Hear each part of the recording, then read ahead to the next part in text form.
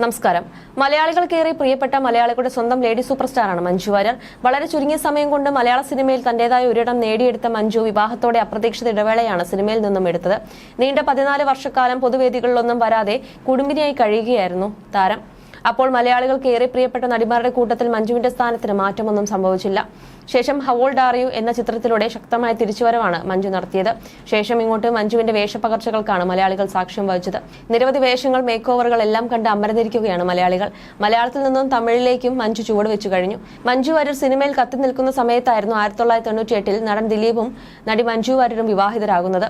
ആരാധകരെ സംബന്ധിച്ച് തീർത്തും അപ്രതീക്ഷിതം കൂടിയായിരുന്നു ഇവരുടെയും ഒന്നിക്കൽ.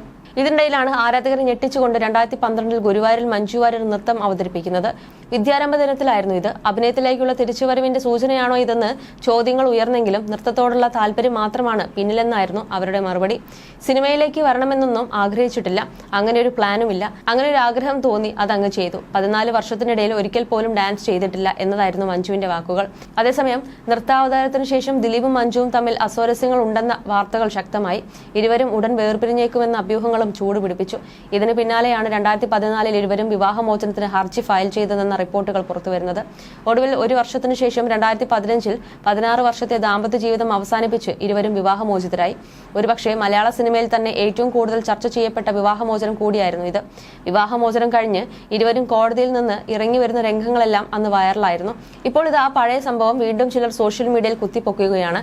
ദിലീപിന്റെ എല്ലാ നഷ്ടങ്ങളുടെയും തുടക്കം എന്ന വരികളോടെയാണ് ഒരു വീഡിയോ സോഷ്യൽ മീഡിയയിൽ വീണ്ടും നിറയുന്നത്. വീഡിയോയ്ക്ക് താഴെ ദിലീപിനെയും മഞ്ജുവിനെയും അനുകൂലിച്ചും പ്രതികൂലിച്ചും നിരവധി കമന്റുകളാണ് നിറയുന്നത്. മഞ്ജുവിന്റെ കരച്ചിലിന്റെ വിലയാണ് ദിലീപ് ഇപ്പോൾ അനുഭവിക്കുന്നതെന്നാണ് മഞ്ജു വാര്യരെ പിന്തുണയ്ക്കുന്നവർ കുറിക്കുന്നത്. അവരുടെ കണ്ണീരിന് ഒരു നാൾ ദിലീപ് മറുപടി പറയേണ്ടി വരുമെന്നാണ് ചിലരുടെ കമന്റ്.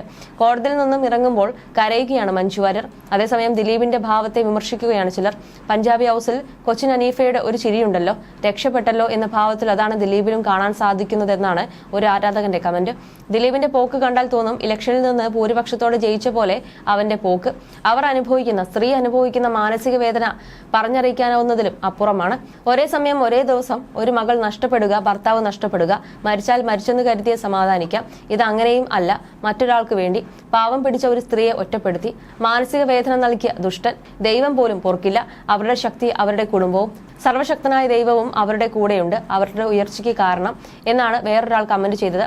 അയാളുടെ മുഖത്ത് അന്ന് എല്ലാം നേടി എന്നൊരു ഭാവമുണ്ട്. ഒന്നും നേടിയിട്ടില്ല എന്ന് പിന്നീട് അയാൾ അറിഞ്ഞു. മഞ്ജു ചേച്ചി ഇപ്പോൾ എല്ലാം നേടി, ഷീസ് എ ജം എന്നാണ് മറ്റൊരു കമന്റ്. ദിലീപിന്റെ ഒടുക്കവും മഞ്ജുവിന്റെ തുടക്കവും എന്ന് മറ്റൊരാൾ കുറിച്ചു. ഒരുത്തന്റെ അവസാനത്തെ ചിരിയും ഒരുവളുടെ അവസാനത്തെ കരച്ചിലും മഞ്ജു ചേച്ചി എന്നാണ് വേറൊരു കമന്റ്. അതേസമയം മഞ്ജുവിനെ വിമർശിച്ചുള്ള ഒരു കമന്റ് ഇങ്ങനെ: ഒരു കുന്തവുമില്ല, ഡോക്ടറായ മകൾ ഇപ്പോഴും അച്ഛന്റെ കൂടെ. അപ്പോൾ തന്നെ മനസ്സിലാക്കാം ആരുടെ കൊണം കൊണ്ടാണ് ഈ പ്രശ്നം ഉണ്ടായിട്ടുണ്ടാവുക എന്ന്. നമുക്ക് ഊഹിക്കാവുന്നതേ ഉള്ളൂ. ഇതൊരു പ്രശ്നമല്ല, രണ്ടാൾക്കും രണ്ടാളുടെയും സന്തോഷം. ഇങ്ങനെ പോകുന്നു കമന്റ്. അവർ പിരിയരുതായിരുന്നുവെന്നാണ് വേറൊരാൾ കുറിച്ചത്. എല്ലാം വ്യക്തിപരവും അവരുടെ രണ്ടുപേരുടെയും സ്വകാര്യതയുമാണ്. ദിലീപും മഞ്ജു വാര്യരും മലയാള സിനിമയിൽ മികച്ച നടനും നടിയും ആയതുകൊണ്ടാണ് നാം ഓരോരുത്തരും അവരുടേതു മാത്രമായ വ്യക്തിപരമായ കാര്യങ്ങളിൽ അഭിപ്രായം പറയുന്നത്. എനിക്ക് രണ്ടുപേരുടെയും അഭിനയം വളരെ ഇഷ്ടമാണ്. അവർ വീണ്ടും ഒരുമിച്ചിരുന്നെങ്കിൽ എന്ന് ഞാൻ പലകുറി ആഗ്രഹിച്ചു പോയിട്ടുണ്ട്. ഈ ലോകത്തൊന്നും ശാശ്വതമല്ല, എങ്കിലും ഇരു കൂട്ടർക്കും ദൈവം നല്ലത് മാത്രം സമ്മാനിക്കട്ടെ. വിധിയെ തടക്കാൻ ആർക്കും സാധ്യമാവുകയില്ല എന്നാണ് മറ്റൊരു കമന്റ്. അതേസമയം വിവാഹമോചനത്തിന് ശേഷം ഇരുവരോടും പലരും കാരണങ്ങൾ തേടിയെങ്കിലും ദിലീപോ മഞ്ജു വാര്യരോ ഇതിനോട് ഇതുവരെ പ്രതികരിച്ചിട്ടില്ല. മാത്രമല്ല പരസ്പരം വിമർശിച്ചുകൊണ്ട് പൊതു ഇടങ്ങളിൽ പ്രതികരിച്ചിട്ടുമില്ല. അതേസമയം ദിലീപുമായി വേർപിരിച്ചതിന്റെ സിനിമാ തിരക്കുകളിലാണ് മഞ്ജു. മലയാള സിനിമ കണ്ട ഏറ്റവും വലിയ തിരിച്ചുവരവ് കൂടിയായിരുന്നു മഞ്ജുവിന്റേത്. ഹൗ ഓൾഡ് ആർ യു എന്ന ചിത്രത്തിലൂടെയായിരുന്നു മഞ്ജുവിന്റെ രണ്ടാം വരവ്. പിന്നീട് പരസ്യ ചിത്രങ്ങളിലും മഞ്ജു തിളങ്ങി. നിലവിൽ തമിഴിലും താരം സജീവമാണ്. എന്നാൽ 2017 നടി ആക്രമിക്കപ്പെട്ട കേസിൽ അറസ്റ്റിലായതിനു ശേഷം കാര്യമായ ഹിറ്റുകൾ മലയാളത്തിൽ സമ്മാനിക്കാൻ ദിലീപിന് സാധിച്ചിട്ടില്ല. നടന്റെ സിനിമകൾ പലതും ബോക്സ് ഓഫീസിൽ കനത്ത പരാജയമായിരുന്നു. അതേസമയം നടന്റെ ഏറ്റവും പുതിയ ചിത്രമായ പ്രിൻസ് ആൻഡ് ഫാമിലി മെയ് 9 തിയേറ്ററുകളിലെത്തും. 1 വർഷത്തെ ഇടവേളയ്ക്ക് ശേഷമാണ് ദിലീപിന്റെ ചിത്രം എത്തുന്നത്. ദിലീപിന്റെ 150ാമത്തെ ചിത്രം കൂടിയാണിത്. ഏറെ പ്രതീക്ഷയോടെയാണ് ആരാധകർ സിനിമയെ ഉറ്റുനോക്കുന്നത്. നവാഗതനായ വിൻഡോ സ്റ്റീഫൻ സംവിധാനം ചെയ്യുന്ന പ്രിൻസ് ആൻഡ് ഫാമിലി കുടുംബ ചിത്രമാണ്. ധ്യാൻ ശ്രീനിവാസൻ അടക്കമുള്ളവരാണ് ചിത്രത്തിലെ മറ്റ് താരങ്ങൾ. അതിനിടെ ദിലീപ് പ്രതിയായ നടി ആക്രമിക്കപ്പെട്ട കേസിലെ വിധിയും ഉടൻ ഉണ്ടായേക്കുമെന്നാണ് റിപ്പോർട്ടുകൾ. കേസിന്റെ വിചാരണ അന്തിമഘട്ടത്തിൽ എത്തി നിൽക്കുകയാണ്. ദിലീപ് അടക്കമുള്ള പ്രതികളുടെ വിചാരണ പൂർത്തിയായിട്ടുണ്ട്. ഇനി വാദിഭാഗത്തിന്റെ വിചാരണയാണ് നടക്കുന്നത്. ഇതിന് 10 ദിവസം ആവശ്യമായി വന്നേക്കും. വിചാരണ കൃത്യസമയത്ത് പൂർത്തിയായാൽ മെയ് ആദ്യ വാരത്തോടെ കേസിന്റെ വിധി വരുമെന്നാണ് വിലയിരുത്തുന്നത്. കേസിലെ 8ാം പ്രതിയാണ് ദിലീപ്. നടിയെ ആക്രമിക്കാൻ ഗൂഢാലോചന നടത്തി കൊട്ടേഷൻ നൽകിയെന്നാണ് ദിലീപിനെതിരായ കേസ്. പൾസർ സുനിയാണ് കേസിലെ 1ാം പ്രതി. 2017 ഓടുന്ന കാറിൽ വെച്ച് നടിയെ അതിക്രൂരമായി ആക്രമണത്തിന് വിധേയനായത്. കേസിൽ 85 ദിവസം ജയിലിൽ കിടന്ന ദിലീപ് ഇപ്പോൾ ജാമ്യത്തിലാണ്. നടിയെ ആക്രമിച്ച കേസിൽ കൂടുതൽ വെളിപ്പെടുത്തലുമായി പൾസർ സുനി രംഗത്ത് വന്നിരുന്നു.